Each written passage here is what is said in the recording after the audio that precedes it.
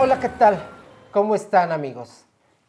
Gracias por acompañarnos una vez más en Pláticas Tepanecas.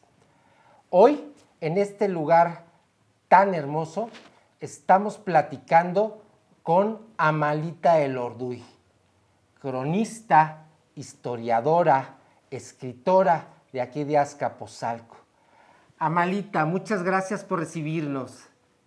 No, pues gracias a ustedes que están aquí. Muy bienvenidos, pues esta casa de ustedes es de todos mis compañeros chintololos. Muy bienvenidos, sobre todo que pues nos dedicamos al mismo interés en este momento, ¿no? Que es nuestro Azcapotzalco, ¿no? Nuestro querido Azcapotzalco. Claro. Platícame, Amalita, tú eres de aquí de Azcapotzalco. Sí, yo nací aquí. Y nací aquí porque mi mamá no se fue al hospital. Nosotros nacimos en la casa, no nacimos en el hospital. Pero no en esta casa. Nacimos donde ahorita está la secundaria, aquí atrás de esta casa. Ah, ok.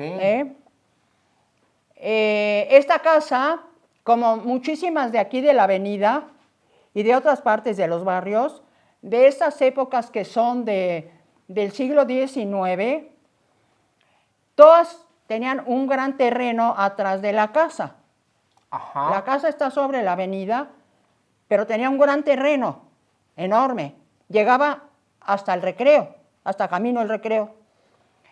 Y bueno, mi abuelo, que es Aquiles Elorduy, que tiene la calle,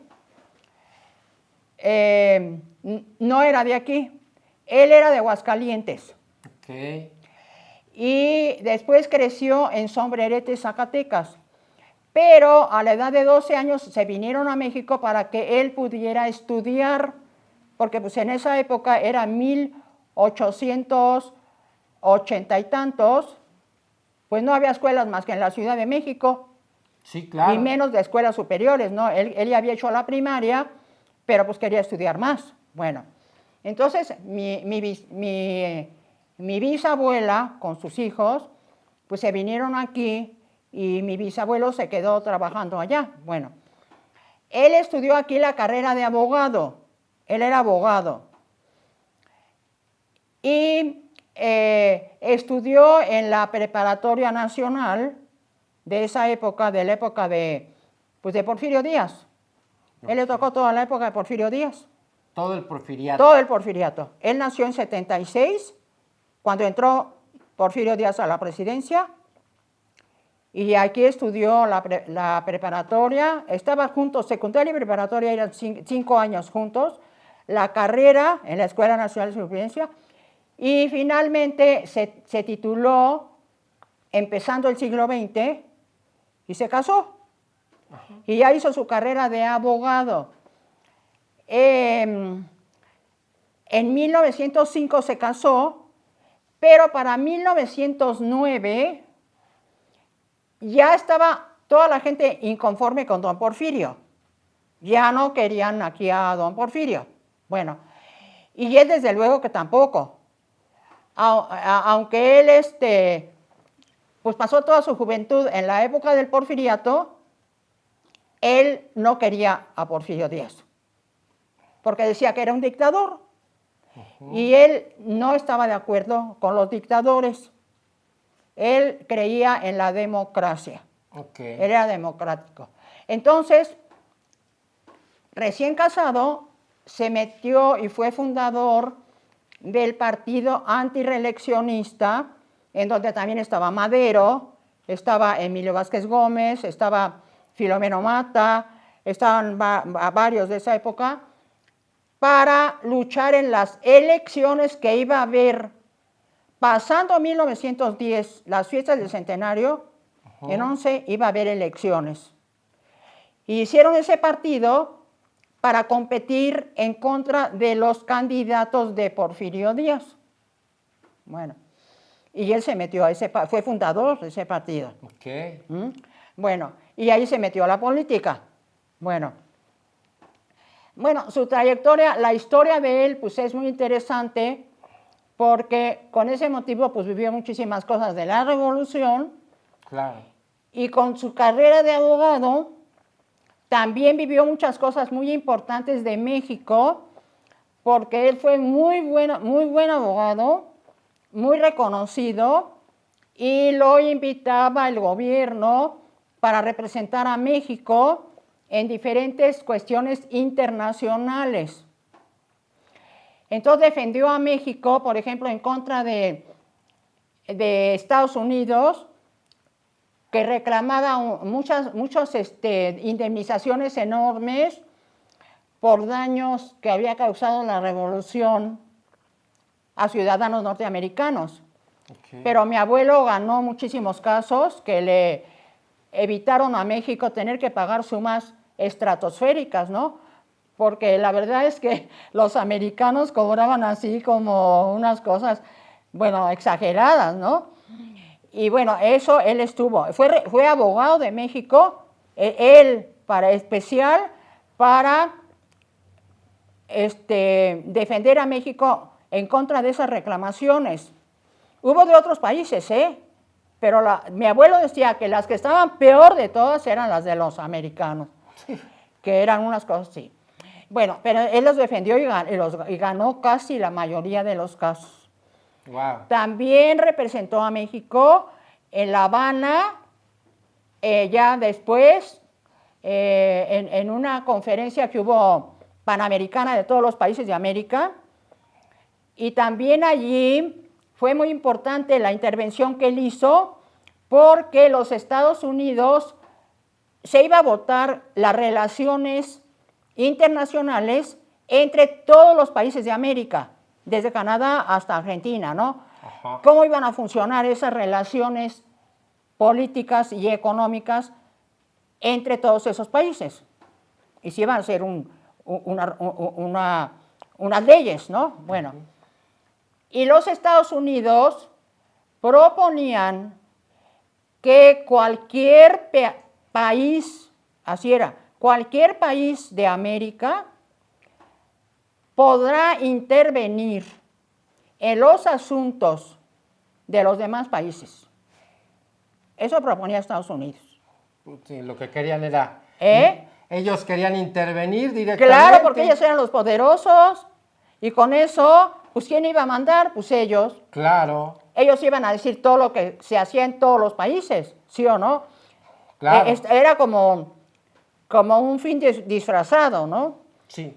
Entonces, eso lo contaba a mi mamá, porque ella estuvo allí, mi abuelo fue con su familia y estuvo presente en la sesión. Entonces mi abuelo pidió la palabra y entonces dijo, no, miren, porque estaban discutiendo que si sí, que si no, de Chile, de Argentina, de Colombia, de todos, y no sé. Entonces pidió la palabra y dijo, no, lo que pasa es que no hemos entendido bien lo que quieren los Estados Unidos. No se ha expresado bien el representante norteamericano. Realmente lo que quieren decir es que los Estados Unidos podrán intervenir en todos los países de América. Así lo dijo públicamente en la sesión de todo. Entonces hizo un alboroto allí y el americano se enojó y bueno, se suspendió la sesión para otro día y entonces no se aprobó eso. Qué bueno. No se aprobó, sino que se aprobó lo siguiente, que hasta ahorita ningún país de América puede intervenir en los asuntos de ningún otro país. Cada país es soberano e independiente. Claro. Y así estamos. Bueno, entonces él se hizo muy famoso como abogado y como representante de México en muchas defensas, ¿no? Y yo creo que, aunque fue famoso políticamente porque estuvo preso en Lecumberri cuando fue el cuartelazo de que Huerta mató a Madero y a Pino Suárez, los asesinó y usurpó el poder y metió presos a todos los diputados, a Lecumberri, ahí estuvo mi abuelo porque era diputado, y luego fue también otras veces fue diputado y también fue senador, pero para mí, yo creo que lo más significativo de su carrera de él fue como abogado, para mí. Aunque fue más notorio, como más famoso lo político, ¿no? Pero para mí, abogado. Bueno, ahí ya no les voy a contar más de mi abuelo. Bueno, nada más para saber quién era él, ¿no? Sí. Democrático, era liberal porque él creía en la libertad personal de cada quien, los derechos humanos, ¿no? Y bueno, ya. Y democrático, ¿no? Bueno. Él vino a vivir aquí a esta casa en 1918, pasando, el cuartelazo ese fue en 13. Ajá. Él estuvo preso hasta 14. Luego se fue a Veracruz y ahí también estuvo preso. Wow. Y luego ya se vino a México. Y entonces estas casas de aquí, esa es parte de la historia de Azcapotzalco, ¿eh? Sí, claro. Eran de gente pues más o menos pudiente, ¿no? Que se hicieron muy buenas mansiones aquí. Todavía quedan muchas, ¿eh? Pero estaban asustados la gente con la revolución. Ajá. Los dueños de estas casas, los que las habían construido. Y las estaban vendiendo muy baratas. Wow. Las vendían muy baratas. También las de San Ángel, ¿eh? Y de otros lados. Es decir, que huían todas estas gentes de México, no querían estar en México, les daba miedo. Muchos eran descendientes de españoles, otros de otros mexicanos, pero pues ya mejor querían irse de aquí, porque estaba toda una revuelta. Y entonces mi abuelo tuvo oportunidad de comprar esta casa muy barata, con su terreno enorme. Ok. Y se vinieron a vivir aquí. Bueno, cuando mi mamá se casó, en el terreno de atrás, sembraban milpa, sembraban alfalfa y había unos cuartitos, como 2 cuartitos, allí hechizos de vigas, así, a donde estaba el que cuidaba allí el terreno y los que sembraban. Bueno, pero mi mamá le pidió a mi abuelo que si le daba permiso de venirse a vivir aquí, porque mi papá no tenía trabajo, estaba buscando trabajo y todo. Y mi abuelo les había construido una casa allí en la Colonia Condesa a cada hijo, pero mi mamá le dijo, oiga papá, es que, mire, mi esposo no tiene trabajo, entonces mejor, pues yo voy a rentar la casa que me regaló usted y déjeme vivir aquí en el terreno. Esta casa estaba ya rentada porque mi abuelo ya se había ido de aquí. Bueno. Por esa razón, ella se fue a esos cuartitos. Okay. Y ella se encargaba del sembrado de la alfalfa, y tenían también gallinas, y vendían los huevos allí en el mercado, y la alfalfa en los establos. Y allí nacimos. Wow. En esos cuartitos. Wow. Ahí nací yo, en 1939. Entonces, pues yo les puedo contar lo que yo he vivido de Azcapotzalco desde entonces, o digamos desde que yo tenía 3 años, que todavía ya me acuerdo 4, hasta la fecha actual. Ok. Bueno, padrísimo. yo les puedo contar de lo que es para mí Azcapotzalco. Bueno, pasando a la historia de Azcapotzalco. Ahora les voy a contar de la historia de Azcapotzalco. Bueno, la historia de Azcapotzalco es verdaderamente muy, muy extensa, porque empieza desde la época prehistórica, desde la época del Pleistoceno, hace milenios de años, no hace cientos de años, hace muchos miles, 50,000 años. Sí, claro. Ajá. Cuando aquí no había nada de gente, pero sí había fauna y había flora. Estaban los lagos, sí, que se surtían de todos los ríos, de todas las montañas que hay alrededor del valle.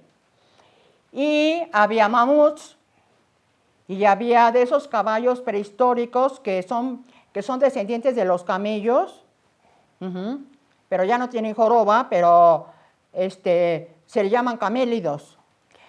Y desde entonces, pues yo considero que podemos pensar que desde entonces empieza la historia de Azcapotzalco. Sí, por supuesto. Porque eso está documentado. Eso no está nada más dicho. Porque aquí en el Rosario, cuando hicieron el metro línea 7, se encontraron los restos de esos mamuts y de esos caballos.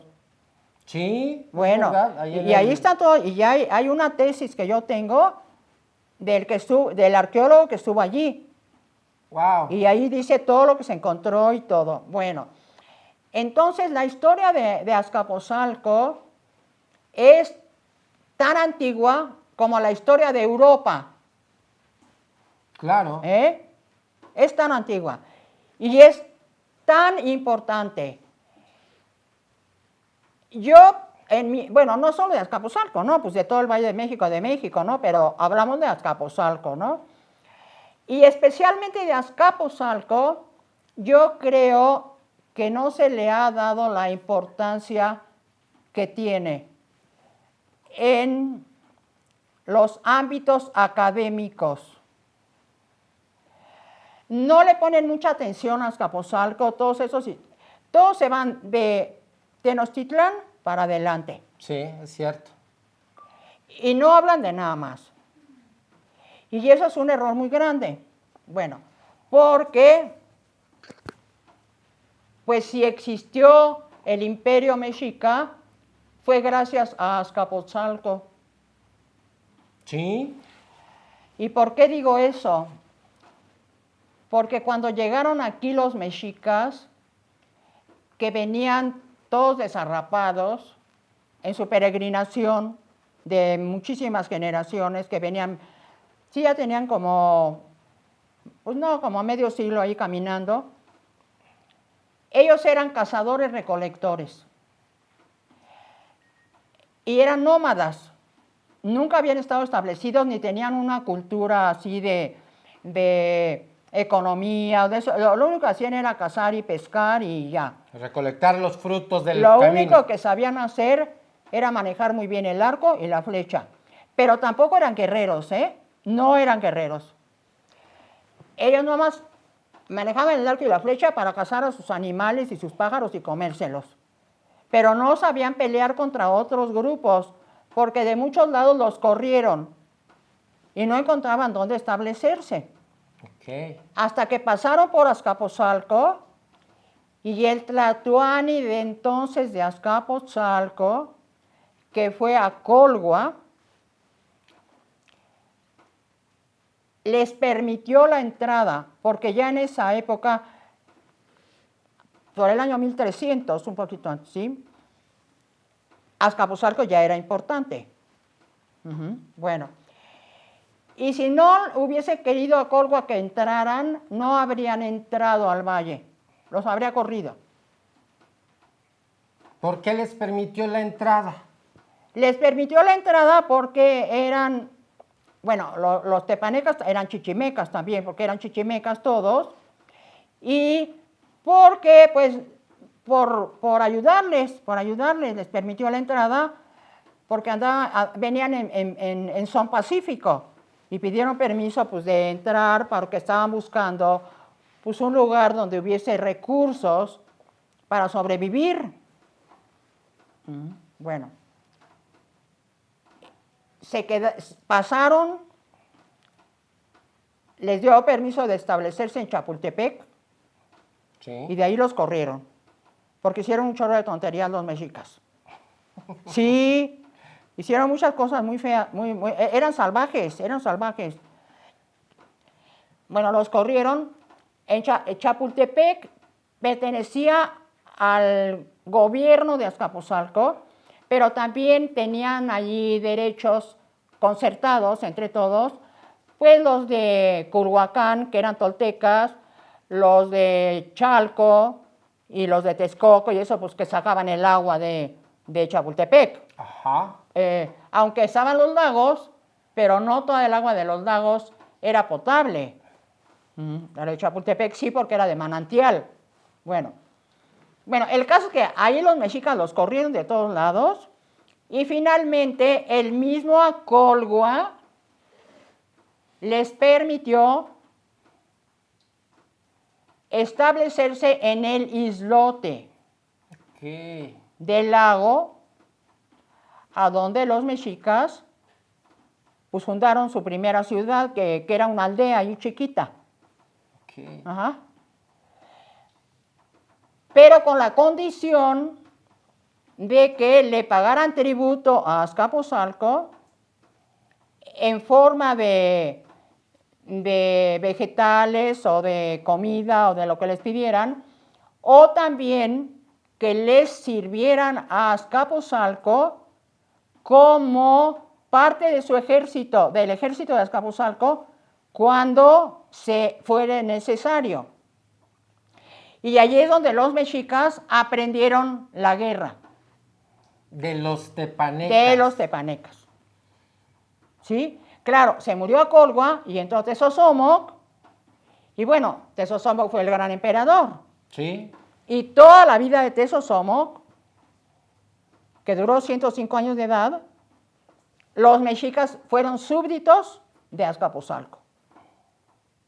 Y siguieron entregándole tributos y siguieron aprendiendo no solo la guerra, también la diplomacia, la forma de relacionarse con los demás, hacer pactos diplomáticos, alianzas y todo eso.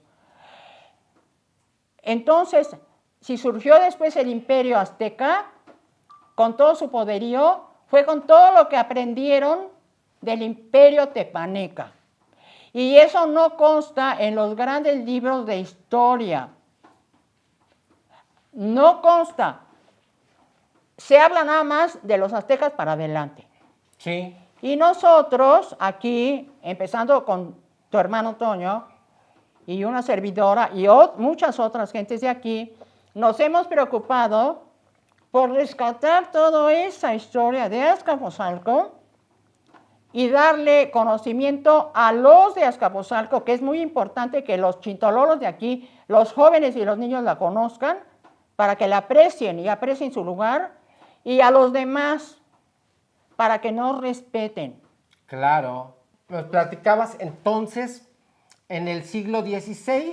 Sí, viene la conquista. Viene la conquista. Y entonces pues cambia totalmente el sistema económico, el sistema político y el sistema cultural. Claro. ¿Verdad? Totalmente. Con la conquista. Sí, claro, cambia todo. Bueno. Pero antes de que pase eso, ya en el imperio tepaneca ya se había desarrollado una gran cultura. Ajá. Sí. Una gran cultura. La economía era muy extensa. Se habían desarrollado muchísimas formas de comunicación, de intercambio comercial. Había muchas rutas de intercambio comercial, porque ya al mercado, al antiguo mercado prehispánico de Azcapotzalco, que por cierto, el mercado de Azcapotzalco de la época prehispánica, y te estoy hablando, por ejemplo, de Acolgua y de ellos, sí, y de Tezosomoc, sobre todo de Acolgua, que ya existía el mercado de Azcapotzalco, es precursor y ejemplo del mercado de Tlatelolco. Ok. Porque ya dijimos que los aztecas fundaron su ciudad en el islote, México Tenochtitlan. Pero a los poquitos años, un grupo de ellos mismos se separó y se fueron al islote de Tlatelolco, que está cerquita de México Tenochtitlan. Sí. Bueno, y son los tlatelolcas, son los tlatelolcas. Bueno, tanto los mexicas como los tlatelolcas vinieron a pedirle a Acolgua que les designara un tlatoani. Entonces, el Tlatoani de México Tenochtitlan fue Acamapistli, el primero. Ajá, sí. Y el primero de Tlatelolco fue Epcoatl, se llamaba Epcoatl. Ajá. Y el gran Tlatoani de Azcapotzalco fue Tezosomoc. Eran 3 hijos de Acolhua. 3 hijos de Acolhua. Epcoatl, Tlatoani y Tlatelolco. Acamapistli, Tlatoani de Tenochtitlan. Y Tezosomoc se quedó como heredero de Azcapotzalco. Azcapotzalco. Los 3 eran hijos de Acolhua. Eran hijos de Acolhua. ¿Qué? Bueno, eso está documentado en documentos que existen, ahorita ya se me fue el nombre, pero hay libros como tipo crónicas Ajá. del siglo XVI, en donde aparecen los 3 con sus asientos de tule y sus plumas en la cabeza como usaban ellos. Pero después, después que se muere Tezosomoc, sí, viene un colapso, un conflicto interno en Azcapotzalco, porque ya sabemos que Maxtla usurpó el poder, mató a su hermano que era heredero según... Tezosomoc dejó como heredero a Tayatzin. Sí. Y a Maxtla no le gustó, era hermano de Tayatzin. Entonces asesinó a Tayatzin y se quedó al frente de Azcapotzalco. Lo cual aprovechó Ixcoatl de Tenochtitlan, junto con Netzahualcóyotl, que andaba huyendo y que quería recobrar el trono de Texcoco. Y hicieron una alianza para hacer una guerra contra Maxtla. Y ganaron la guerra. Ok. Historia prehispánica. Y entrando a la época colonial, viene cuando empieza a verse la avenida Azcapotzalco, pues parecido a como la vemos ahora. Sí.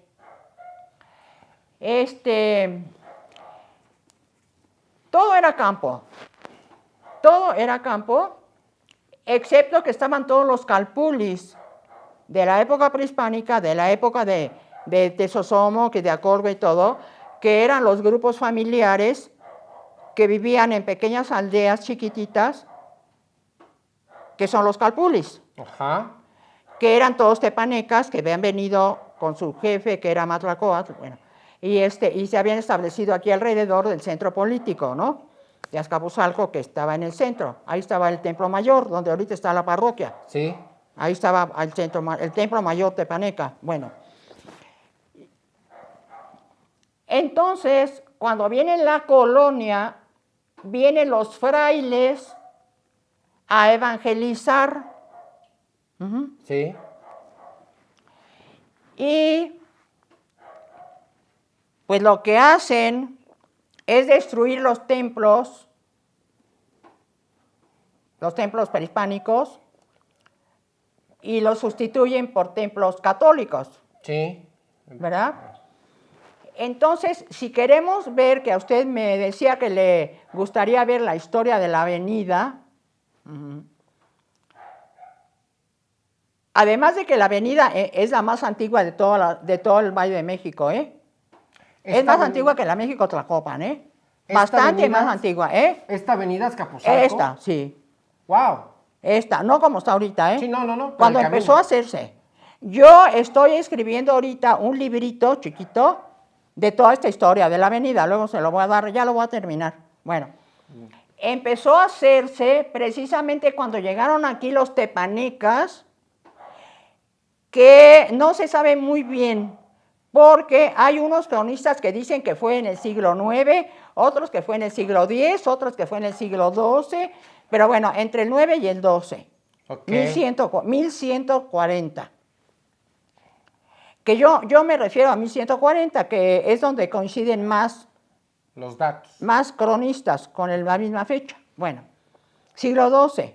Ok. Desde entonces, pero ya desde antes había los teotihuacanos de San Miguel Amantla y de Ahuizotla. Sí. Ya estaban allí desde antes, desde el siglo IX. Bueno, esta avenida que no se llamaba avenida, los españoles le llamaron calzada. Empezó a hacerse solita. No fue una calzada planeada como la México-Tacuba. México-Tlacopan sí fue planeada por los aztecas para comunicar a Tenochtitlan con Tlacopan. Esta no. Esta se fue haciendo un camino porque como estaba el centro ceremonial y ahí alrededor había unos 2 o 3 palacios de gobierno, el del Palacio de Gobierno y de algunos personajes importantes prehispánicos, y estaban los calpulis en toda la región, pero aquí había algunos. Por ejemplo, estaba en Extengo, Paneca, y también había algunos mexicas, que eso no les conté, pero cuando llegaron aquí los mexicas, que Acolgo les permitió pasar, algunos mexicas no quisieron seguir y se quedaron a vivir aquí. Todos los calpulis de aquí de la orilla del lago de Texcoco, que está hacia el oriente, y que ahora son barrios, son de origen mexica, porque llegaron después. Acolgo les permitió quedarse allí.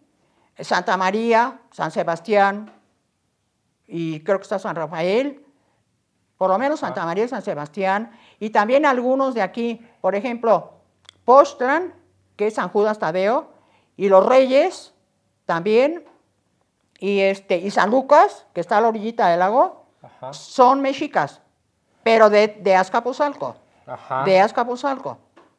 Esos mexicas se hicieron azcapotzalcas, se quedaron a vivir aquí, y ya para siempre. Bueno, entonces con estos calpulis que había aquí cerquita del centro ceremonial hacia Tlacopan, que eran 5, pues la gente empezaba a caminar. Había otros que está Tetecala y está Santa Lucía, Santa Polonia y eso, que también están muy cerca, San Mateo y eso. Pues venían aquí al centro político y luego caminaban para acá para visitar a sus parientes, a sus amigos y todo, y se empezó a hacer un camino desde el centro hasta Tlacopan, hasta Nectengo. Iban y venían, y también hacían comercio, y a veces pues arreglaban asuntos políticos o cosas, y se fue marcando un sendero. Un sendero de tierra. Sí. Que luego, cuando los tepanecas se extendieron más hacia el sur, Tacubaya es de origen tepaneca, Sí. y Coyoacán también, y Tlalpan, Sí. hasta por allá se extendieron. Las familias se fueron a vivir por allá, familias tepanecas, junto con otomíes y junto con mazahuas y otro, pero se extendieron los tepanecas hasta allá. Pues este camino se empezó a hacer más largo porque la gente de aquí iba para allá y la de allá venía para acá. Claro. Entonces es el camino más antiguo de todo el Valle de México, la calzada. Se llama calzada porque estaba muy cerca del lago y algunas partes del lago se metían y tenían que rellenarlas con piedra. Entonces, cuando usted calza algo, es que le mete algo para que no se mueva. Claro. Y por eso los españoles a todo ese camino le llamaron calzada. Amalita, Sí. y la avenida o la calzada Azcapotzalco, Sí. siempre se llamó así. No tuvo otros nombres. Sí. Bueno, yo sé de otro nombre. Yo creo que siempre se conoció así porque era de Azcapotzalco. Y yo siempre la conocí como calzada de Azcapotzalco y luego como avenida Azcapotzalco. Pero en 1918 se llamaba Avenida Ángel Cimbrón. Y yo se lo digo Porque la escritura de compra de mi abuelo de esta casa dice que está ubicada en la avenida Ángel Cimbrón, esta casa. Wow. Eso está en la escritura. Y eso habrá sido En 1918, ¿eh? ¿Habrá sido en honor a don Ángel Cimbrón? Sí, claro, porque era muy importante. Por eso está la colonia Ángel Cimbrón. Que era muy amigo de Porfirio Díaz, me Pero platicaba. muy amigo, muy amigo. Y don Ángel Cimbrón era abogado. Ajá. Nació, pues casi como, nació en 1850 y tantos, como le digo, y era de Azcapotzalco. Pero no del pueblo de Azcapotzalco, sino de un lugar que se llama Ixtlahuaca, que ahorita está en el Estado de México. Naucalpan, ¿no? Pero que en esa época que él nació, estaba en el territorio de Azcapotzalco. Ixtlahuaca pertenecía a Azcapotzalco. Y muy chiquitos se vinieron aquí a la capital, al centro de Azcapotzalco, a vivir. Él estudió para abogado, él fue abogado, y bueno, pues sí, fue muy buen abogado y además fue muy buen negociante porque hizo mucho dinero. Y era bastante más joven que Porfirio Díaz. Sí. Pero pues hizo muy buena amistad con él. Y entonces, pues sí, Porfirio Díaz lo nombró prefecto de Azcapotzalco y de la Ciudad de México, no nada más de Azcapotzalco. Amalita, y tú empezaste a estudiar historia Sí. de Azcapotzalco en los 80s, me platicabas. No, yo empecé a estudiar yo empecé a interesarme por la historia de Azcapotzalco, porque yo les voy a confesar algo, ¿verdad? Yo nací en 1939 y viví en Azcapotzalco hasta que me casé en 1963. Ajá. Todo ese tiempo yo viví aquí. Me fui a vivir al centro histórico y regresé en 1980. Ok. Y ya me quedé aquí. Bueno. ¿Pero por qué salió eso? Porque te preguntaba que empezaste a estudiar historia. No. Bueno, te empezó a Entonces, cuando yo interesar. regresé aquí en 1980, yo nunca me había interesado por la historia de Azcapotzalco, la verdad. Pues yo vivía aquí, ya nos divertíamos mucho, ya les puedo contar cómo vivíamos, cómo era Azcapotzalco entonces, lo que hacíamos, bueno, pues muchas anécdotas y cosas, ¿no? Pero salió el decreto de la zona de monumentos históricos de Azcapotzalco.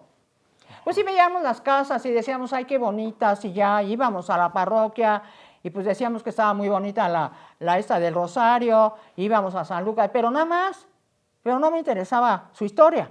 Bueno, con motivo del decreto, entonces se hizo monumento histórico esta casa, entre todas las demás.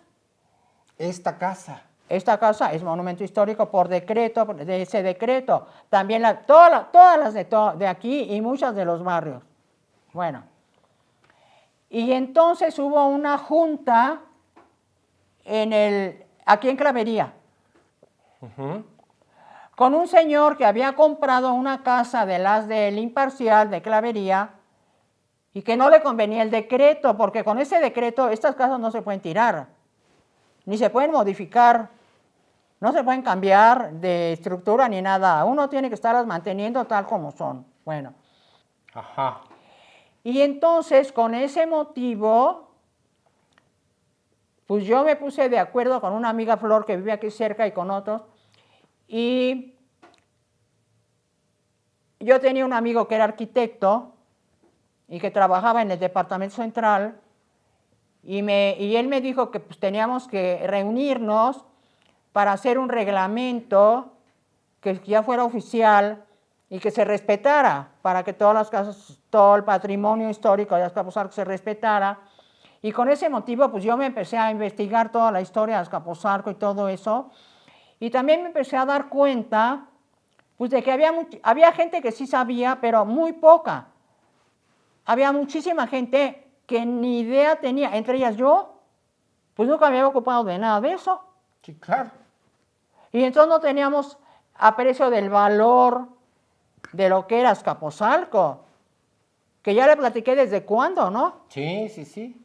Toda la trayectoria histórica de Azcapotzalco tan importante, ¿no?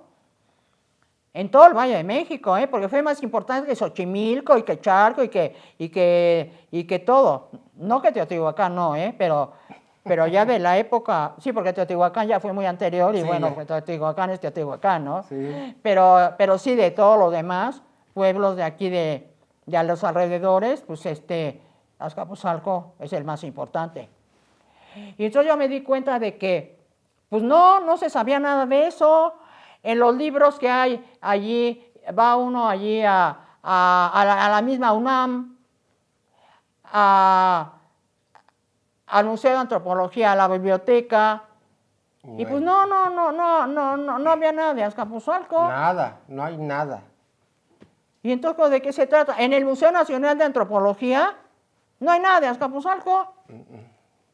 No, o sea, ni siquiera un cuadrito allí que digan que fueron los precursores de los aztecas. No hay nada. Nada. ¿Sí me entiendes? Sí, Entonces claro. ahí yo dije, no, pues ¿sabes qué?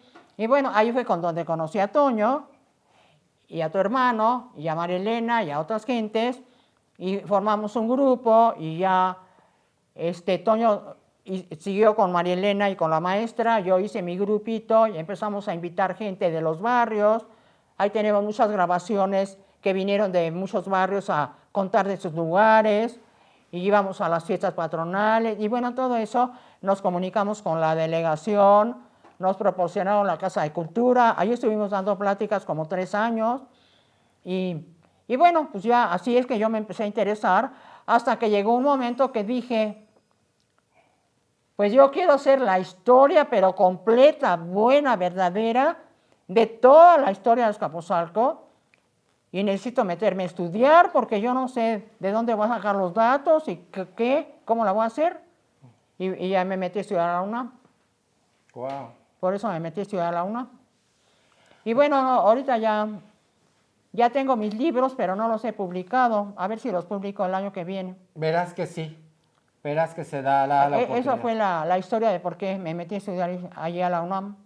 Y sí aprendí muchas cosas, no de la historia de Azcapotzalco, porque allí no saben nada de eso, pero sí de metodología, de muchas fuentes de información que yo desconocía y dónde están, a dónde las puedo consultar, bueno, muchas cosas. La forma de organizar los libros, bueno, muchas cosas que aprendí allí. Malita, la verdad es que es un privilegio platicar contigo, es una delicia escucharte, porque Ay, bueno. tienes pues muchos datos, como dices, una novela completa. Sí, es como una novela, sí. Pues yo quiero agradecerte que nos hayas permitido estar contigo, que nos hayas platicado todo lo que sabes, que nos hayas permitido estar en tu casa. Sí. De verdad, muchas gracias y espero que nos des la oportunidad próximamente de volver a platicar contigo. Sí, cómo no, nada más que regrese. Yo regreso el 5 de septiembre. Okay. Y ahí nos ponemos de acuerdo, pues para platicar de otros temas de Azcapotzalco, de otras cosas. Sí, sería un honor, pero es una delicia y yo te agradezco mucho. No, al contrario, gracias por venir y que vinieron aquí con esta lluvia y todo. Les agradezco muchísimo, me dio mucho gusto verte y te felicito que estés metido en todo esto porque pues es muy importante. Muchas gracias. Y muy benéfico. Pues sí, porque fíjate que si no le damos difusión a lo que tenemos, pues por eso luego no nos respetan y vienen a hacer aquí una bola de tonterías, que gente que ni es de aquí. Sí, claro. No, y simplemente tenemos que honrar nuestra historia, saber quiénes somos y de dónde venimos. Claro, claro. Eso es lo más importante. Sí, claro. Pues nuevamente, muchísimas gracias. Al contrario, bueno, aquí está su casa, a todos los muchachos ya se fueron. Acá están. Ya no los veo. Pues muchas gracias por habernos acompañado en estas pláticas tepanecas, por acompañarnos con la Malita El Orduy y nos esperamos en la próxima cápsula de Pláticas Tepanecas. Muchas gracias. Hasta luego. Sí, muchas gracias a todos los jóvenes. Muchas gracias.